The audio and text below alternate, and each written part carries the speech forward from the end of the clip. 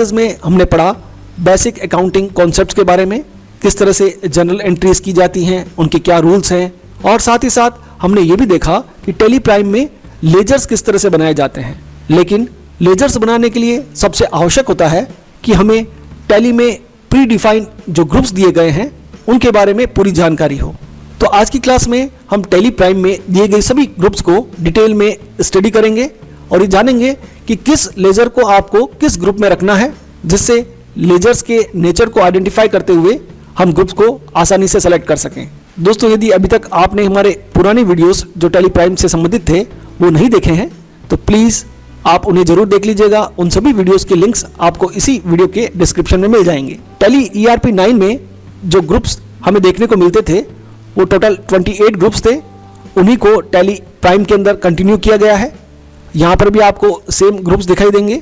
दोस्तों, टैली में total 28 groups हमें दिखाई देते हैं। इन ग्रुप्स में 15 प्राइमरी ग्रुप्स और 13 सब ग्रुप्स हैं। वास्तव में ग्रुप्स सेम नेचर के लेजर्स का एक कलेक्शन होता है और यहाँ टैली में इन कलेक्शंस को ही ग्रुप कहा जाता है। इन ग्रुप्स को समझने से पहले मेरा आपसे निवेदन है कि यदि अभी तक आपने हमारे चैनल को सब्सक्राइब नहीं किया है तो प्लीज़ अभी कर लीजिए। आइए शुरुआत करते हैं। दोस्तों, टैली प्राइम में लेजर्स क्रिएट करने के लिए हमें गेटवे ऑफ टैली में मास्टर सेक्शन में क्रिएट ऑप्शन पर क्लिक करना होता है। यहाँ हमें अकाउंटिंग मास्टर्स में लेजर ऑप्शन दिखाई देता है। जैसे ही हम किसी भी नए लेजर को क्रिएट करते हैं तो सबसे पहले हमें लेजर नाम यहाँ पर टाइप करना होता है। देन जब आप एंटर प्रेस करते हैं तो अंडर सेक्शन में आपको लिस्ट ऑफ ग्रुप्स यहाँ पर दिखाई देती हैं। अब दोस्तों, हमें तय करना होता है कि हम जो लेजर क्रिएट कर रहे हैं उस लेजर का एप्रोप्रिएट उपयुक्त ग्रुप क्या होगा। तो यहाँ आप देख रहे होंगे इस लिस्ट में सबसे पहले जो ग्रुप है वो है बैंक अकाउंट। अब इस बैंक अकाउंट ग्रुप में हम कौन कौन से लेजर्स ओपन कर सकते हैं, आइए सबसे पहले उसे डिस्कस करते हैं। दोस्तों, बैंक अकाउंट ग्रुप में हम current bank account, saving bank account, या आपको ट्रांजेक्शन में कुछ भी नहीं दे रखा है, केवल बोला हुआ है बैंक अकाउंट ओपन करवाया है, तो ऐसे सभी लेजर्स हमें बैंक अकाउंट ग्रुप में ओपन करने होते हैं। टैली प्राइम में लेजर क्रिएट करने के लिए जैसा कि मैंने आपको बताया, सबसे पहले हमें अपने लेजर का नेम यहाँ पर टाइप करना है। PNB बैंक अकाउंट, मान लीजिए ये हमारा करंट अकाउंट है या ये सेविंग बैंक अकाउंट है, तो आप साथ में लेजर के साथ मेंशन कर सकते हैं SB सेविंग बैंक अकाउंट, इस तरह से आप मेंशन कर लीजिएगा। देन आपको ग्रुप सेलेक्ट करना है। तो जितने भी बैंक से संबंधित हमारे अकाउंट होंगे उनका ग्रुप हम रखेंगे बैंक अकाउंट। तो यहाँ से ग्रुप सेलेक्ट करने के बाद बैंक से रिलेटेड सारी अकाउंट की इंफॉर्मेशन यहाँ पर आप टाइप कर सकते हैं और इस लेजर को हमें सेव करना होता है। इस तरह से हम एक सिंपल बैंक अकाउंट से रिलेटेड लेजर को क्रिएट कर सकते हैं। नेक्स्ट यहाँ पर हमारा ग्रुप आता है बैंक OCC या बैंक OD। दोस्तों, बैंक OD ओवरड्राफ्ट को रिप्रेजेंट करता है और bank OCC group CC limit या ओवरड्राफ्ट कैश क्रेडिट लिमिट को रिप्रेजेंट करता है। ये दोनों ही ग्रुप बैंक से लोन लेने पर यूज किए जाते हैं। इट मीन्स जब भी आप किसी बैंक से लोन लेंगे तो बैंक लोन लेजर को आपको बैंक OD ग्रुप में ओपन करना होगा। वास्तव में मार्केट में ये दोनों ही लोन अलग अलग प्रकार के होते हैं, इनका मीनिंग भी अलग अलग होता है। आगे चलकर आने वाली क्लासेस में हम इन दोनों लोन्स को डिस्कस करेंगे, इनमें क्या डिफरेंस होता है। पर अभी शुरुआत में आप जब भी बैंक से लोन लें तो बैंक लोन अकाउंट को बैंक OD ग्रुप में ओपन कर सकते हैं। मान लीजिए आपने किसी बैंक से लोन लिया तो आपको बैंक लोन अकाउंट इस तरह से ओपन करना है और जब आप ग्रुप सेलेक्ट करेंगे तो आप बैंक OD ग्रुप को सेलेक्ट कर सकते हैं। यदि आप बैंक OCC ग्रुप को सेलेक्ट करते हैं तो भी आप ध्यान दीजिएगा, टैली हमें यहाँ पर बैंक OD ही डिस्प्ले करता है। अभी मैंने बैंक OCC सेलेक्ट किया है तो भी बैंक OD ही ग्रुप डिस्प्ले होगा। इट मीन्स टैली में ये दोनों ग्रुप का यूज बैंक लोन अकाउंट के लिए किया जाता है। नेक्स्ट लोन की कैटेगरी है secured loans. Loan taken against security of some asset from any financial institute except bank. Bank को छोड़कर किसी भी वित्तीय संस्थान से लोन लेने पर आपको लेजर सिक्योर्ड लोन में ओपन करना है। सिक्योर्ड जैसा कि इसका नाम है, सुरक्षित ऋण। आपने किसी प्रॉपर्टी के अगेंस्ट में लोन लिया है, आपने किसी फाइनेंस कंपनी से कोई कार खरीदने के लिए लोन लिया है, आप कोई गोल्ड लोन ले रहे हैं या आपने बिल्डिंग गिरवी रखकर फिर लोन लिया है, तो ऐसा कोई भी लोन जिसको लेते समय आपने कोई सिक्योरिटी रखी है, ऐसे सभी लोन्स को हमें सिक्योर्ड लोन्स में ओपन करना होता है। दोस्तों, बैंक लोन भी एक प्रकार का सिक्योर्ड लोन होता है, पर टैली में बैंक लोन के लिए अलग एक ग्रुप डिफाइन किया गया है जो कि बैंक OD है। इसलिए हमें सिक्योर्ड लोन में बैंक वाले लोन्स ओपन नहीं करने हैं। सिक्योर्ड लोन्स में हमें बैंक को छोड़कर किसी भी अन्य संस्थान से लोन लेने पर उनके लेजर्स को यहाँ पर ओपन करना है। नेक्स्ट लोन की कैटेगरी है अनसिक्योर्ड लोन्स। जैसा इसका नाम है, असुरक्षित ऋण। जब आप अपने मित्रों या रिश्तेदारों से लोन लेते हैं या किसी भी आउटसाइड पार्टी से लोन लेते हैं तो ऐसे सभी लोन्स अनसिक्योर्ड लोन की श्रेणी में रखे जाते हैं। या आप ऐसा भी समझ सकते हैं कि ऐसे लोन जिनको लेते समय आपने कोई सिक्योरिटी नहीं रखी है और ऐसे लोन्स में जिन पार्टी से हमने लोन लिया है वो आपके अगेंस्ट कोई लीगल एक्शन नहीं ले सकते, उन सभी लोन्स को हमें अनसिक्योर्ड लोन्स की कैटेगरी में रखना है। तो ये 3 कैटेगरी हो गई लोन लेने वाली। जब भी आप बैंक से लोन लेंगे तो आपको बैंक ओडी में रखना है, फाइनेंस कंपनी से लोन लिया तो सिक्योर्ड लोन्स में रखना है, फ्रेंड और रिलेटिव से लोन लिया तो अनसिक्योर्ड लोन्स में रखना है। अब बात आती है जब हम कभी किसी को लोन देंगे तो क्या होगा। तो इसके लिए टैली में अलग से ग्रुप है, loan and advance assets. It means जब भी हम किसी को लोन देते हैं अथवा एडवांस पेमेंट करते हैं तो उस कंडीशन में उसका लेजर हमें लोन एडवांस ग्रुप में ओपन करना है। जैसे advance salary, loan to Deepak, advance tax, advance for purchase of fix assets, ऐसे सारे लेजर्स हमें लोन एडवांस ग्रुप में ओपन करने होते हैं। दोस्तों नेक्स्ट ग्रुप है कैपिटल अकाउंट। इस ग्रुप में capital, share capital, partners capital, किसी भी प्रकार का कैपिटल अकाउंट हमें कैपिटल अकाउंट में ओपन करना होता है।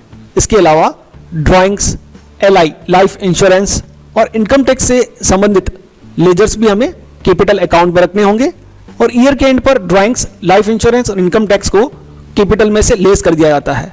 नेक्स्ट हमारा ग्रुप आता है डिपॉजिट असेट्स। जैसा इसका नाम है, any deposit made by the company in which time period and profit is pre defined. ऐसा निवेश जिसमें समय सीमा और लाभ पूर्व निर्धारित होता है तो आपको ऐसे सभी लेजर्स को डिपॉजिट असेट ग्रुप में ओपन करना होता है। जैसे FD fix deposit, security deposits, RD recurring deposits, KVP किसान विकास पत्र, NSC national saving certificates, PPF public provident funds, NPS national pension system. इस तरह के सभी डिपॉजिट्स जिसमें आपको पहले से पता हो कि कितने टाइम पीरियड के लिए है और प्रॉफिट कितना मिलने वाला है, उन सभी लेजर्स को आपको डिपॉजिट असेट्स में ओपन करना होता है। इसका जस्ट उल्टा होता है अगला group investment. Investment in which time period and profit is not pre defined. ऐसा निवेश जिसमें समय सीमा और लाभ पूर्व निर्धारित नहीं होता। जैसे इन्वेस्टमेंट इन शेयर्स, लॉटरी। इनमें जो इन्वेस्टमेंट हम करते हैं उसमें ना तो समय सीमा और ना ही प्रॉफिट पहले से सुनिश्चित होता है, इसलिए ऐसे सभी निवेश के लेजर्स हमें इन्वेस्टमेंट ग्रुप में रखने चाहिए। नेक्स्ट हमारा ग्रुप आता है डायरेक्ट एक्सपेंसेस, प्रत्यक्ष खर्चे। ऐसे सभी खर्चे जो फैक्ट्री से रिलेटेड होते हैं और मैन्युफैक्चरिंग और ट्रेड एक्सपेंसेस होते हैं। ये सभी एक्सपेंसेस हमारे ग्रॉस प्रॉफिट को प्रभावित करते हैं, तो इन सभी को हम ट्रेडिंग अकाउंट के डेबिट साइड में दिखाते हैं। जैसे wages, power bill, factory rent, factory insurance, transportation charges, manufacturing expenses, trading expenses, इन सभी के लेजर्स हमें डायरेक्ट एक्सपेंसेस में ओपन करने चाहिए। दोस्तों यहाँ पर लाइट बिल को पावर बिल कहा जाता है क्योंकि ये हमारे फैक्ट्री से संबंधित है। फैक्ट्री में पावर ज़्यादा कंज्यूम होता है, इसलिए फैक्ट्री का जो लाइट बिल होता है उसे पावर बिल कहा जाता है और ऑफिस का जो लाइट बिल होता है उसे लाइट बिल ही कहा जाता है। तो जब भी फैक्ट्री के खर्चों की बात होगी तो हमें उन्हें डायरेक्ट एक्सपेंसेस ग्रुप में ओपन करना चाहिए। अगला ग्रुप है हमारा इनडायरेक्ट एक्सपेंसेस। इन एक्सपेंसेस को हम प्रॉफिट एंड लॉस के डेबिट साइड में रखते हैं। Expenses related to office, all administrative and selling expenses are posted in this group. इस ग्रुप में ऑफिस से संबंधित सभी खर्चों के खातों को ओपन किया जाता है। जैसे discount paid, rent paid, commission paid, interest paid, bad debts, bank charges, advertisement, salary paid, office expenses, light bill, telephone bill, loss by fire, petrol, depreciation, tea bill, stationery, charity, donation, free sample और etcetera. जितने भी खर्चे आपके office को manage करने के लिए, office को चलाने के लिए किए जाते हैं, उन सभी के लेजर्स आपको इनडायरेक्ट एक्सपेंसेस ग्रुप में ओपन करने हैं। नेक्स्ट हमारा ग्रुप है इनडायरेक्ट इनकम, जो कि प्रॉफिट एंड लॉस के क्रेडिट साइड पर हम लोग दिखाते हैं। ऐसी सारी इनकम जो माल को बेचने के अलावा हमें प्राप्त होती है या ऐसी इनकम किसी अदर सोर्स से आपको रिसीव होती है। जैसे discount received, rent received, commission received, interest received, salary receive, bad debts recovered. इन सभी इनकम्स के लेजर हमें इनडायरेक्ट इनकम ग्रुप में ओपन करने होते हैं। आपको यहाँ याद रखना है, ध्यान रखना है, जो इनकम हमें डायरेक्टली सेल्स से जनरेट होती है, माल को बेचने से जो इनकम हमें जनरेट होती है, उसका लेजर हम इनडायरेक्ट इनकम में नहीं बनाते हैं। अगला हमारा ग्रुप है ड्यूटीज एंड टैक्सेस। जैसा कि इसका नाम है, सभी प्रकार के टैक्स संबंधित लेजर्स हमें इस ग्रुप में ओपन करने होते हैं, जैसे जीएसटी, टीडीएस, सरचार्ज, सेस और वेट। आपको जब भी कोई टैक्स दिखाई दे तो उसका लेजर आप ड्यूटीज एंड टैक्सेस ग्रुप में ओपन कर सकते हैं। अगला हमारा ग्रुप है फिक्स्ड असेट, स्थायी संपत्तियां।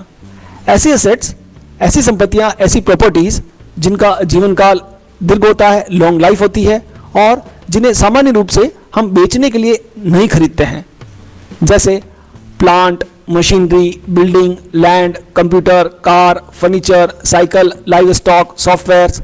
इन सारे असेट्स का लेजर हम फिक्स असेट ग्रुप में ओपन करते हैं। अगला हमारा ग्रुप आता है मिसलेनियस एक्सपेंसेस, जिन्हें हम प्रीलिमिनरी एक्सपेंसेस भी कहते हैं। हिंदी में इन्हें प्रारंभिक व्यय के नाम से जाना जाता है। Expenses occur before starting any business, such expenses must be capitalised, जैसे incorporation and pre operative expenses. ऐसे सभी खर्चे जो व्यापार को प्रारंभ करने से पूर्व किए जाते हैं, इन सभी खर्चों के खातों को हमें कैपिटलाइज यानी पूंजीकृत करना होता है। दोस्तों, जब भी हम कोई व्यापार चालू करते हैं, बिजनेस स्टार्ट करते हैं, तो स्टार्ट करने से पहले हमें कई तरह के एक्सपेंसेस करने होते हैं। जैसे कंपनी बनाने के लिए हमें पेपर्स बनाने पड़ते हैं, लीगल वर्क करना पड़ता है, उसमें खर्चा होता है। कंपनी का इनॉग्रेशन करना है तो कंपनी के स्टार्ट होने से पहले आप कैंपेन रन करते हैं, एडवर्टाइजमेंट करते हैं। ऐसे सभी खर्चों को टैली में मिसलेनियस एक्सपेंसेस ग्रुप में दिखाते हैं। जैसे मान लीजिए हमें अपना बिजनेस 26 जनवरी से स्टार्ट करना है और हमने 1 जनवरी को एडवर्टाइजमेंट एक्सपेंसेस किया 1000 रुपए का, तो यहाँ पर एडवर्टाइजमेंट अकाउंट या टू कैश एंट्री हम नहीं कर पाएंगे, क्योंकि अभी तक हमारा बिजनेस स्टार्ट नहीं हुआ है और बिजनेस में से पैसा जा नहीं सकता है।